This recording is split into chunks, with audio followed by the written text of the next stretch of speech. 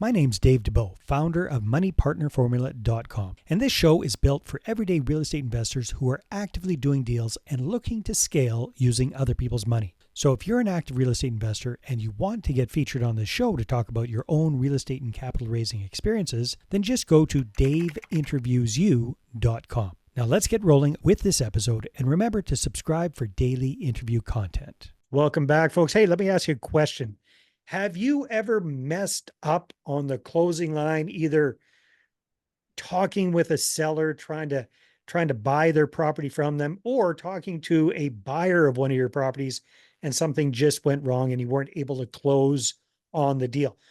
Well, if that's happened to you, like it's happened to all of us, I'm sure, you're in for a special treat today because we've got a gentleman here. We've got Drew Oquendo, who is a master closer. He knows how to close deals. He closes motivated sellers. He's into creative, low money, no money down type seller financing type deals. And he's also very good at selling buyers as well to exit the properties on the other side. So, Drew, welcome to the show. Great to have you. Thanks, Dave. Thanks for having me. Pleasure to be here. Hey, give us a quick little snapshot as of mid 2024. What does your real estate investing business look like today? What do you do?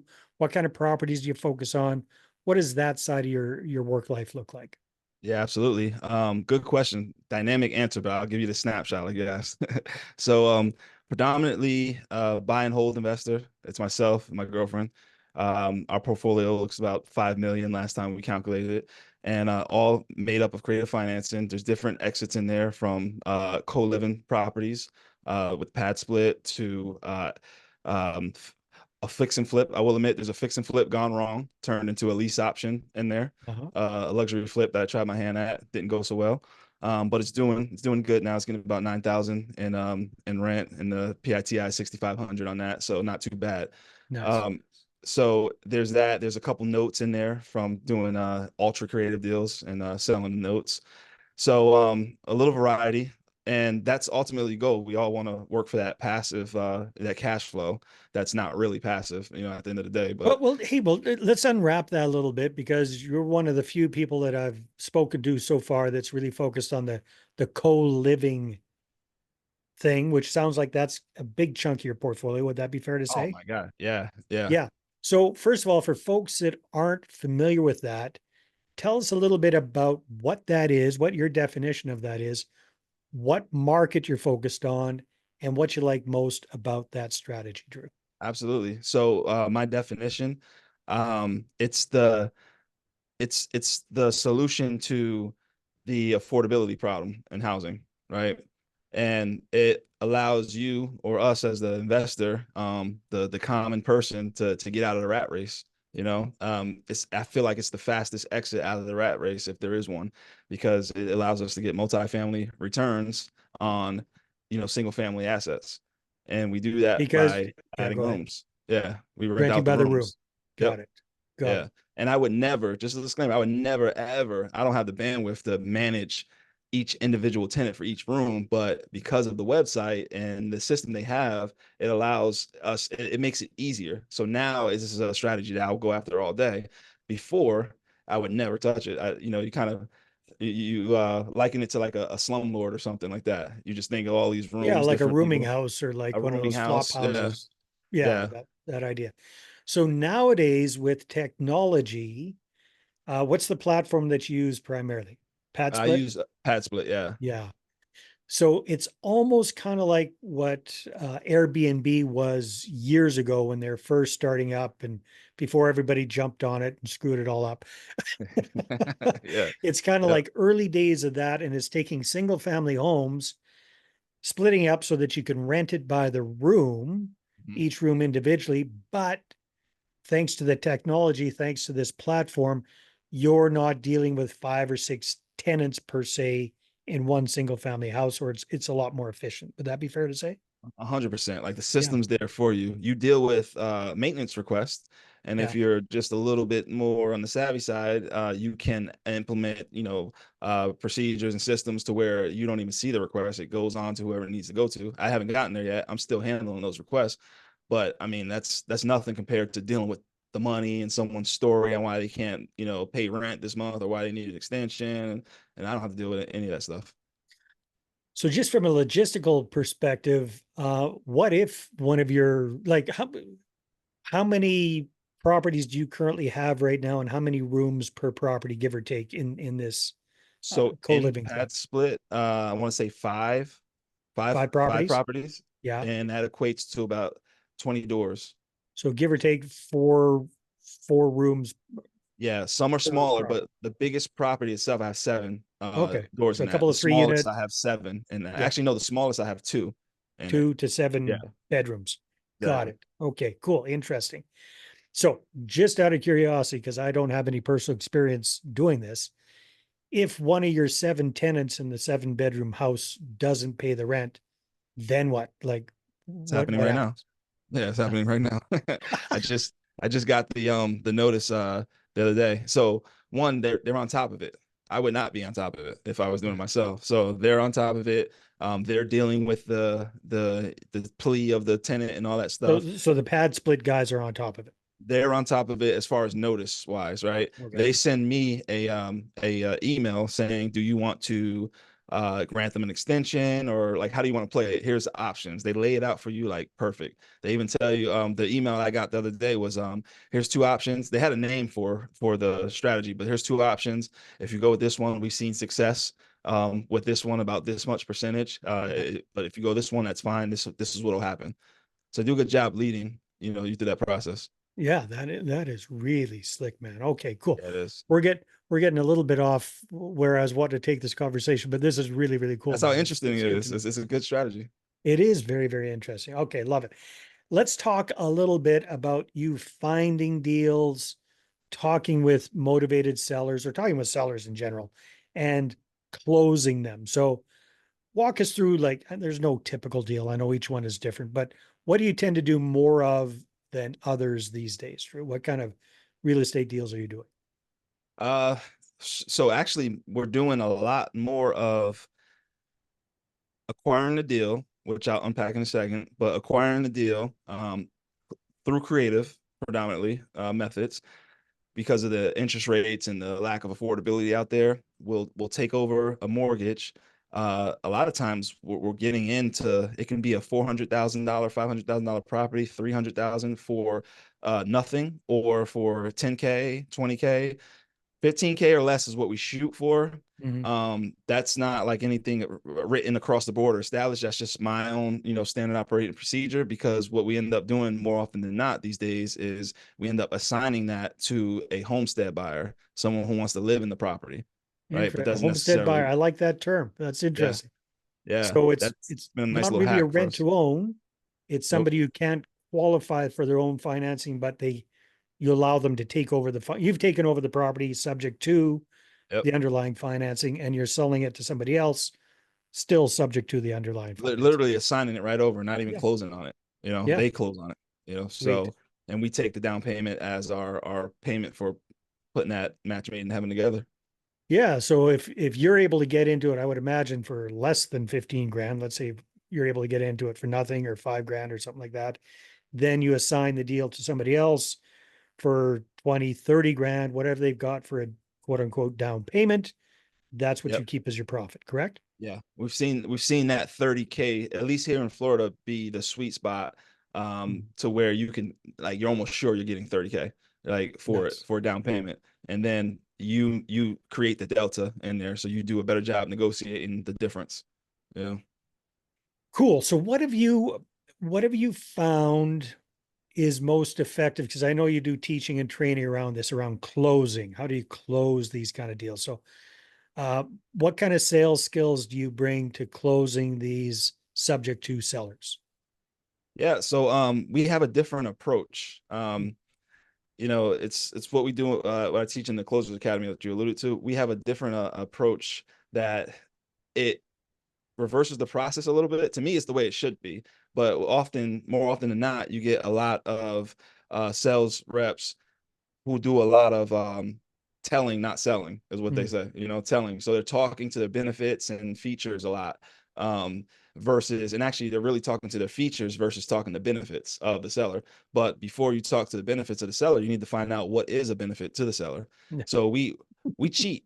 Yeah, we listen, we cheat, right? We like to know the answers before we give an answer, right? And where do we get the answers from? We get it from the seller's mind, right? And everything that they're saying. So we spend some time up front doing heavy discovery and navigating the four pillars is what we call it of their situation, which in this case, since it's real estate, it's condition of the house, price of the, what they're wanting, and timeline and the motivation.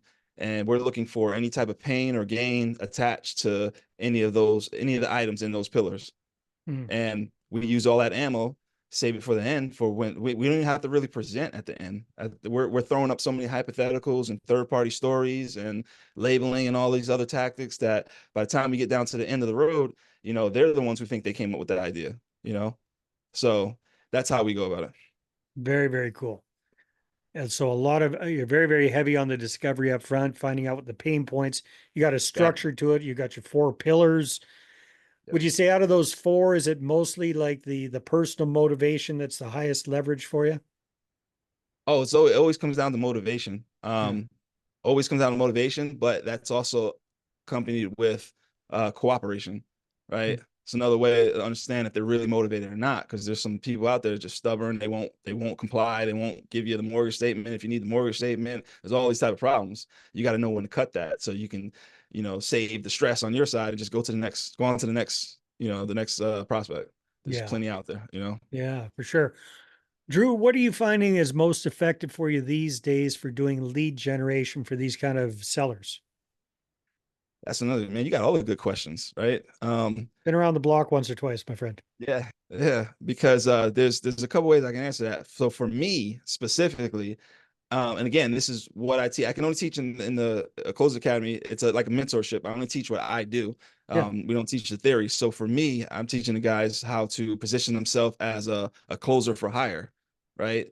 So the idea is to collab with people and not compete with other and wholesalers and investors out there, and agents as well. So the whole premise with that is, hey, not a lot of people have the technique down to where they can close and feel comfortable having these tough conversations with sellers to help themselves realize that they need to do a certain thing, right? Mhm. So what I do, what I teach is to position yourself in a way where you can help that person close that deal by coming in as a closer for hire and taking that deal through however far you need to take it in the process. Some people just need a little help getting it over the hump, getting the seller to say yes and sign the docs.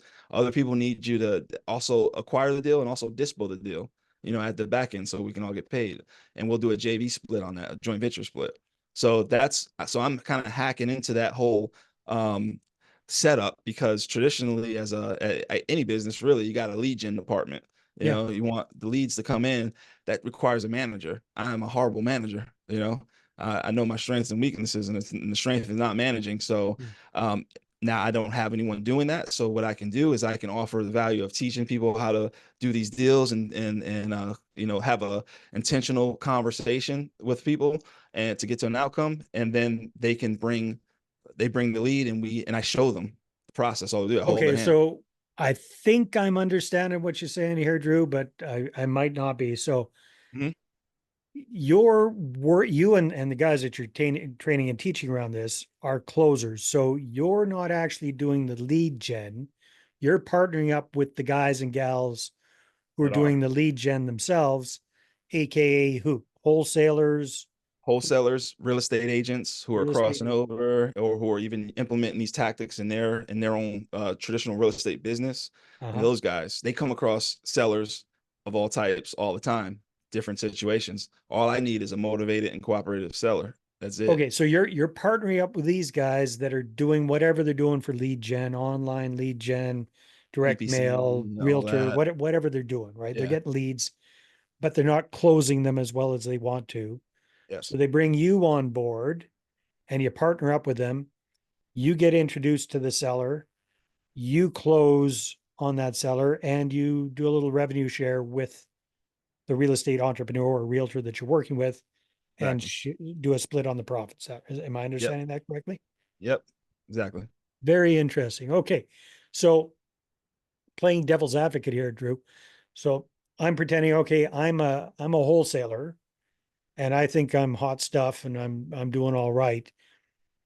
Why would I want to split my profits with a hired gun closer like this? How do you start those conversations with these Yeah. people? How do you inject yourself? So usually, just like with anybody we sell, there's usually a desire for something or a pain point there.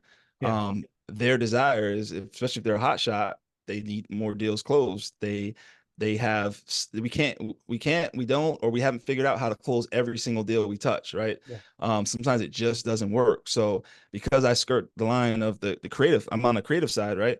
A lot of these hotshot guys are cash guys. They're doing cash wholesale, 50 cents on the dollar to the seller. That doesn't yeah, work for everybody, right? And not because they don't want it to work. It's just the way everything is with the financial industry, this world, in today's day and age. So what happens is those deals are perfect for creative financing, right? But they don't understand that world all the way. So if they can just humble themselves for a second, if we all can, we can make some money together. yeah. That's it. So I can approach them that way.